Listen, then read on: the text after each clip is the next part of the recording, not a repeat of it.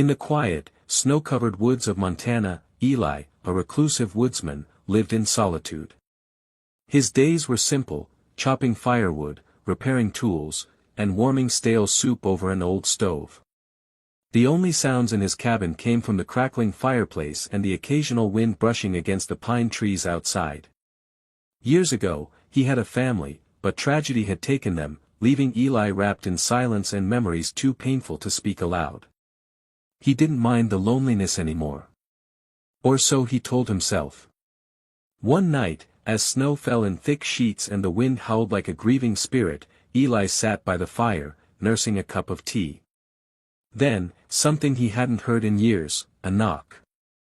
Not a branch hitting the door, but a real, human knock. Hesitant but alert, Eli opened the door and saw a woman standing in the cold, soaked to the bone, holding the hand of a small child. Two more children huddled behind her, shivering. The woman's voice was barely audible over the storm. "Please. Our car broke down. We've nowhere to go." Eli stood frozen. He wasn't used to visitors, especially not a family of strangers. But something stirred in his chest, an old instinct, a memory of the man he used to be. Without a word, he stepped aside, opening the door wide. The warmth of the cabin met their frozen faces. As they entered, the silence that had once been Eli's refuge now felt different. It was no longer empty. Something had begun to change, though none of them knew yet just how much. In that moment, a lonely woodsman unknowingly took the first step toward something he'd long believed was lost forever: connection, purpose, and the possibility of family. Maria's coat was soaked through, her hair clinging to her face as the snowstorm howled behind her. Her arms wrapped protectively around the youngest child, while the other two stood behind her, wide-eyed and silent. "We got stuck," she said, her voice shaking. "The car died, we've been walking for hours." Her lips were blue, her fingers trembling. Eli stared at them, his hand gripping the door.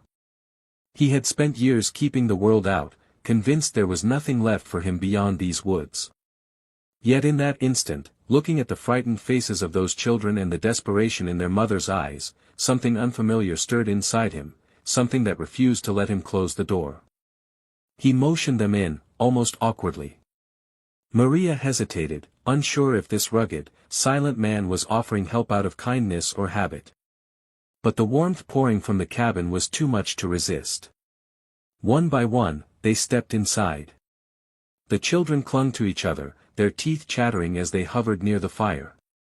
Eli handed Maria a wool blanket without a word, then added more wood to the fire. The room filled with warmth, and with a tension neither of them quite knew how to name. He brewed tea, fumbling through the motions. It had been so long since someone else shared his space. Maria watched him, unsure what to say, until finally, she whispered, "Thank you." Eli nodded, still unsure why he'd opened the door. But deep down, in a place long buried, he knew something had shifted. He didn't recognize it yet, but that cold, stormy night would mark the beginning of something he'd never expected, something that would quietly begin to thaw the ice around his heart. The storm passed, but the family stayed. At first, Eli thought it would be just a few days, long enough for the roads to clear, for someone to come for them. But no one did. And strangely, he didn't mind. The cabin, once filled with only silence and creaking wood, began to hum with new life. Mornings brought the clatter of tiny feet on old floorboards and the smell of something more than burnt toast. Maria's cooking filled the air with warmth Eli had forgotten existed. Stews, cornbread, even fresh pies made their way onto the table, and Eli found himself lingering longer at meals, savoring more than just the food. The boys, curious and full of energy, followed him everywhere. Eli showed them how to chop firewood, how to set traps in the snow, how to listen to the forest's quiet rhythms. They listened, eyes wide, and mimicked his every move. At night, the youngest would sit on his lap with a book, even though Eli hadn't read aloud in years. Then there was Lily, the littlest one. One morning she climbed onto a stool, looked at Eli's wild, grizzled beard, and said with a giggle, "You look like a Christmas tree." Before he could protest, she was brushing it out with the gentleness of someone who believed they were doing something important. And maybe she was. Each day brought something small, but precious. Laughter where there was once only wind. Conversations over soup. A second set of mittens hung by the fire. Eli didn't say much, but Maria saw the way he softened, how he lingered in the doorway to watch the children play. It was subtle, but real. In the heart of winter, in a cabin tucked far away from the world, miracles were unfolding quietly, one shared meal, one smile, one memory at a time. The snow fell gently on Christmas Eve, blanketing the woods in silence. Inside the cabin, the fire crackled, casting a soft glow across the room. Maria and the children were decorating a small pine tree the boys had helped Eli cut down earlier that week. Laughter echoed off the log walls, and the smell of cinnamon and pine filled the air. Eli stood off to the side, watching, feeling both warmth and something he couldn't quite name. As he turned to set another log on the fire, his eyes landed on the old rocking chair in the corner, the one no one ever sat in. His daughter used to curl up in it, years ago, with her blanket and favorite storybook. He hadn't moved it since the accident. It had become a quiet shrine to a life that was gone. But tonight, something was different. Resting on the chair was a small, neatly wrapped package. Maria walked over, her voice gentle. "The kids wanted you to have this." Eli hesitated, then slowly unwrapped it. Inside was a hand-knitted scarf, thick, soft, and warm. Woven carefully into the fabric were 4 sets of tiny initials. His hands trembled. For a long moment, he said nothing. Then he sat down in the chair, clutching the scarf like a lifeline. The memories, the grief, the love, it all came rushing in. And for the first time in years, Eli didn't hold it back. A single tear slipped down his cheek, followed by another. Maria knelt beside him, placing a hand gently on his.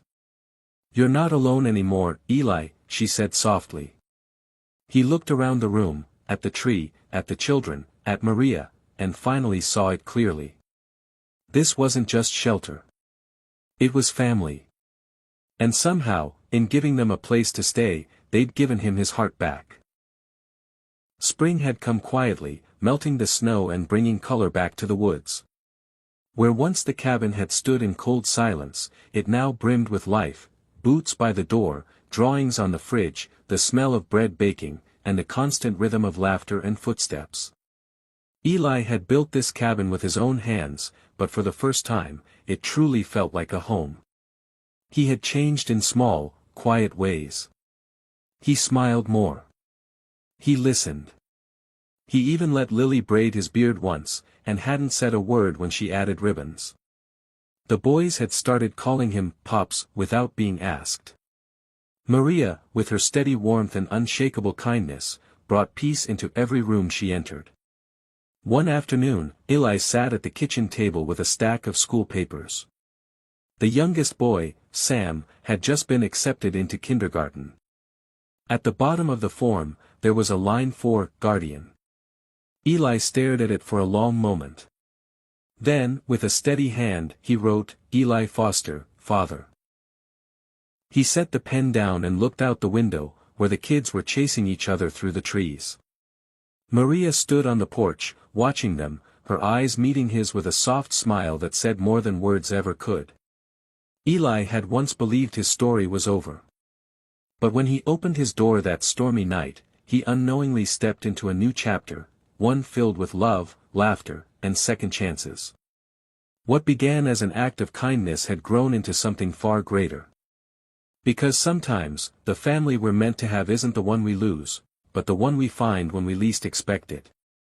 And in saving them, Eli had found that they had saved him too,